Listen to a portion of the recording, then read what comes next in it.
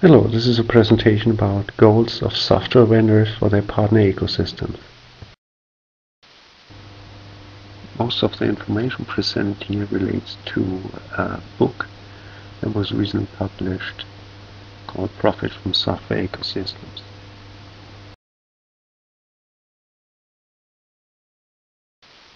Let's start with some basic definitions. So what is an ecosystem?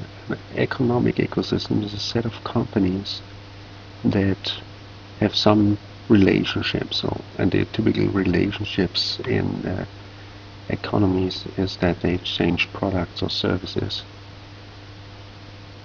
So why are they engaging in economic ecosystems? They usually try to serve a common goal or to achieve higher levels of individual goals. For example, in a resale relationship, both companies would like to have a higher level of revenue.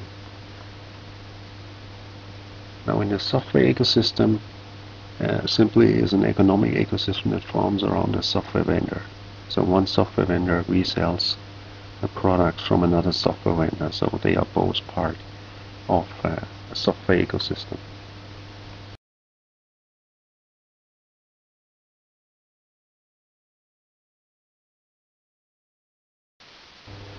If you would like to have a closer look at software ecosystems, it's always good to draw a picture. So here's the first picture. I use bubbles to depict elements of the software ecosystem. Most of them are, of course, companies that supply products, or companies that provide products to customers, or for a software vendor, system integrators that provide services along with the software vendor's products, and of course the customers of a software vendor are also part of the software ecosystem. So in the end, you come up with these 7 bubbles.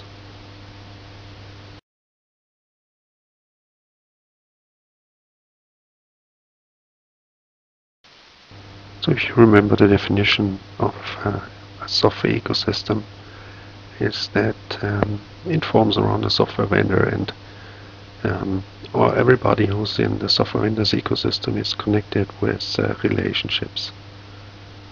And these relationships are drawn here, at least one specific example of the relationships.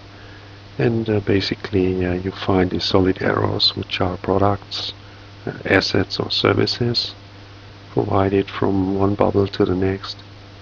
And for some of the products, assets or services, there's also a compensating stream of payments. And in the end you come up with that spider web of products and payments that you see on this slide. And we'll go into more detail later.